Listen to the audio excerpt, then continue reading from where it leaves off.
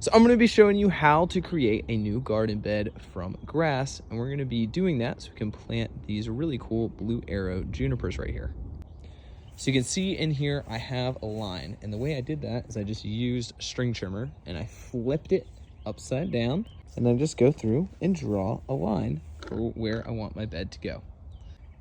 Once I've got my line, I'm going to scalp everything down with the string trimmer.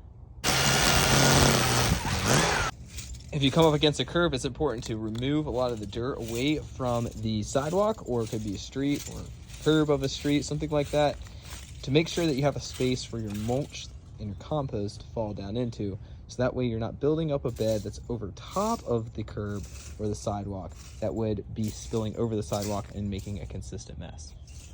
And you can see over here on this bed, it's not too bad, but the mulch is actually extending out over top of the sidewalk. That's not the end of the world. Of course, it can be easily cleaned up with a blower in a very short amount of time, but it would be better if we could minimize this as much as possible. Okay, now that we got that done, we've got everything scalped down pretty well. We're going to be putting down a thin layer of compost.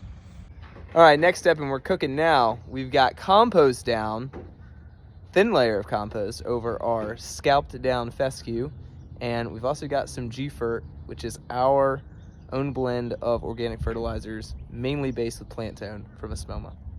And then the very important step of laying down packing paper, and then putting more compost on top of the packing paper, and we wet it down while we're laying it so that way it sits down, gets heavy, and it doesn't start blowing away in the wind. All right, now we've got the trees planted in the ground, and we just stabbed right through the paper to plant these guys. And when we get chunks of sod up from digging the holes, we throw those in wheelbarrows, and we'll just go ahead and discard that. And everything's looking pretty smooth, and this bed's nice and prepped. It's got quite a bit of compost down, and the next step is to mulch it.